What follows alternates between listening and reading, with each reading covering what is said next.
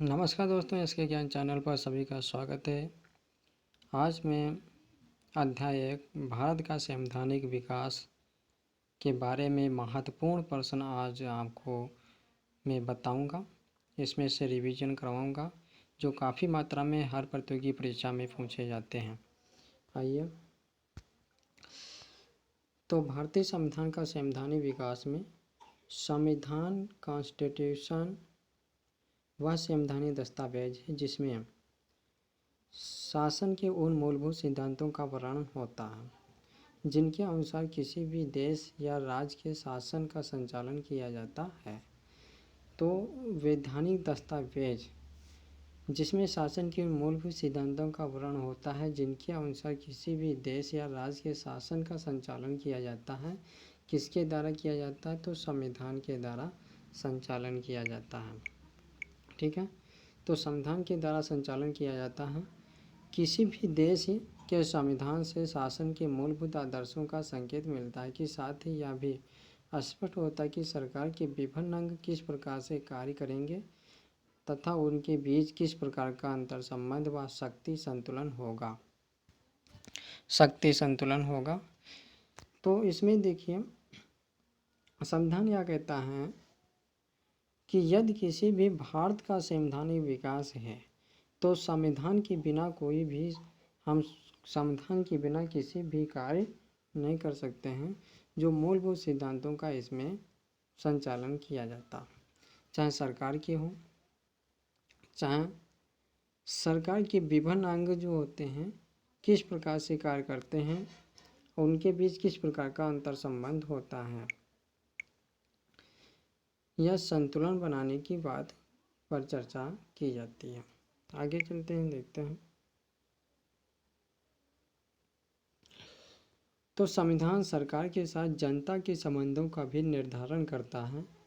राजनीतिक का वह बुनियादी ढांचा भी निर्धारित होता है जिसके अंतर्गत जनता शासित होती है। अब संविधान में क्या होता है? जो संविधान में साफ साफ दे दिया गया है कि जनता के द्वारा जनता में से किसी भी एक प्रतिनिधि को चुना गया जनता के हित में और जनता के द्वारा ही चुना जाता है। उसे जो फुल बहुमत में प्राप्त होता है उसे देश का शासन या देश का सम्राट बनाया जाता है। ठीक है, जनता के हित में और जनता के विषय में जो कार्य करता हो, संविधान का पालन करता हो, संविधान के अनुसार दिए गए सभी कानून व्यवस्था को सुचारू रूप से चलाने का कार्य करता हो, तो ऐसे नेता को जनता के द्वारा जनता के प्रतिनिधियों में से किसी एक व्यक्ति को चुना जाता है और वो जनता के हित में ही कार्य करता है। ठीक है, इसे जनता शासित होती है। ओके, तो इस प्रकार से इसमें कहा है, आगे देखिए, इसमें कहा है किसी राज्य के संविधान में निहित दर्शन या निर्धारित करता है कि किस प्रकार की सरकार संविधान से संबंधित तथा राष्ट्र के शासन दर्शन की रूपरेखा तैयार करता है। तो किस प्रकार की जो सरकारें होती हैं जो संविधान को मानेंगे या नहीं मानेंगे, या संविधान के जो दिए हुए नियम और कानून के अनुसार वो कार्य करेगा या नहीं करेगा, ये सारा इसमें तैयार किया जाता है। संविधान को देश की आधारभूत विधि भी कहा जा सकता है। जो संविधान की आधारभूत, तो संविधान की देश के अंदर जितने भी व्यक्ति रहते हैं, जितने भी जो समाज के अंदर रहने वाले प्रत्येक व्यक्ति का जीवन निर्भर किस पर है? संविधान पर। और संविधान जो जनता के विश्वास, उनकी आकांक्षाओं को प्रतिनिधित्व करती है। संविधान ही जनता के विश्वास तथा उनकी इच्छाओं को पूर्ति करती है। तो इस प्रकार से आगे कहा, आगे इसमें कहा है संविधान संबंध देश के नागरिकों के लिए कुछ अधिकार सुनिश्चित करता है, साथ ही उनके कर्तव्यों को भी परिभाषित करता है। जो संविधान ने देश के नागरिकों के लिए कुछ अधिकार भी प्रदान कर रखा है और यह सुनिश्चित करता है कि उस अधिकारों पर गंभीरता से पालन किया जाए, जिसे प्रत्येक व्यक्ति अपने देश के अंदर सुरक्षित रूप से अपना जीवन यापन कर सके। और आगे देखते हैं भारत का संवैधानिक एवं विकास। तो भारत के संवैधानिक एवं विकास पर चर्चा करें। भारत के संवैधानिक एवं विकास। भारतीय संवैधानिक व्यवस्था का निर्माण किसी निश्चित समय पर नहीं हुआ, वरन क्रमिक विकास का प्रमाण है जो ब्रिटिश शासन के दौरान धीमी गति से हुआ। इसे भारत का संवैधानिक व्यवस्था का निर्माण एक निश्चित समय पर नहीं हुआ था, लेकिन धीरे धीरे क्या हुआ, जो क्रमिक विकास का परिणाम रहा, जो ब्रिटिश शासन काल में बहुत ही धीमी गति से चला था। क्योंकि ब्रिटिश जो सरकार थी, ब्रिटिश भारत में जब सरकार थी तो उन्होंने ब्रिटिश के शासन ने भारत में नहीं बल्कि अपने देश ब्रिटेन को विकास करने के लिए उन्होंने भारत के द्वारा जो उत्पादन किया जाता था अपनी धन दौलत सारी ब्रिटिश शासन के लोगों ने अपने यहाँ ले जाकर रख लिया।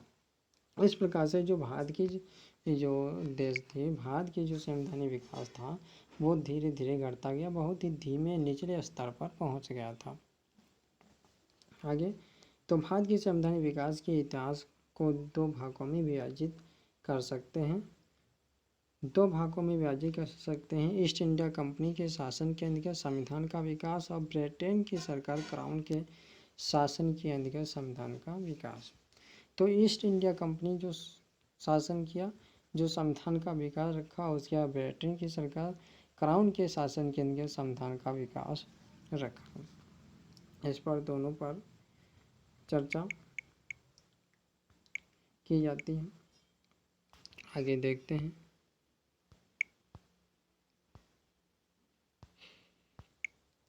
आगे इसमें भारत का संवैधानिक विकास। तो ईस्ट इंडिया कंपनी के अंतर्गत नंबर 1 ईस्ट इंडिया कंपनी के अंतर्गत और नंबर 2 ब्रिटिश क्राउन के अंतर्गत। तो ईस्ट इंडिया जो कंपनी थी, तो east India company regulatory act 1773 ईस्वी में और ब्रिटिश इंडिया एक्ट 1784 ईस्वी में, चार्ट एक्ट 1793 ईस्वी में आया था।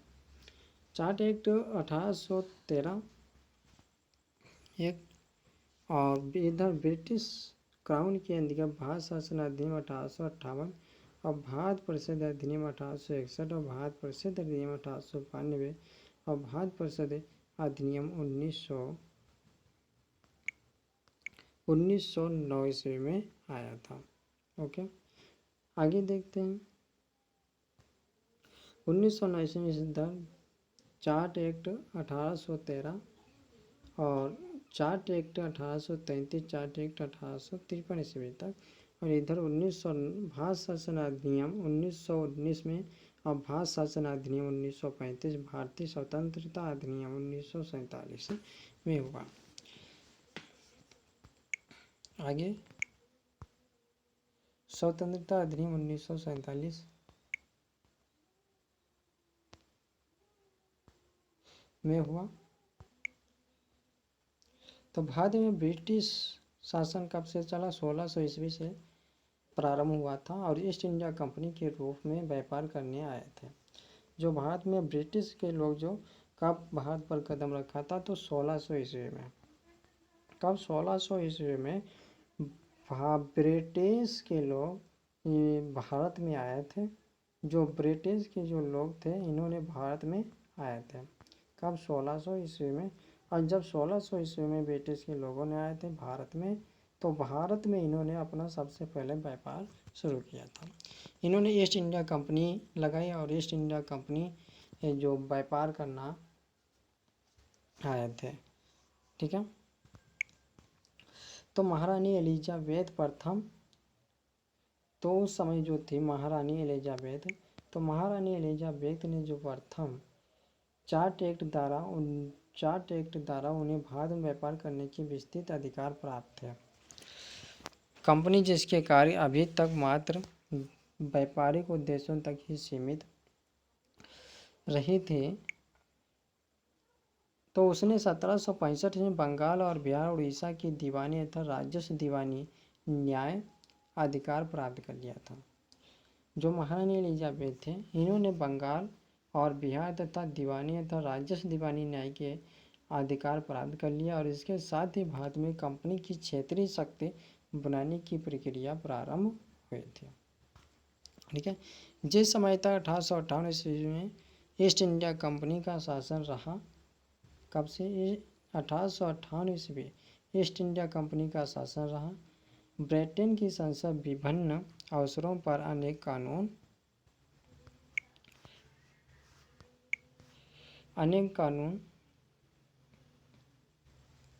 अथवा आदेश पत्र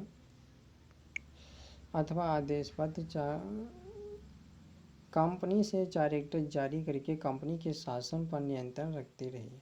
इन्हीं कानूनों ने धीरे धीरे भारत में संवैधानिक विकास पृष्ठभूमि तैयार किए।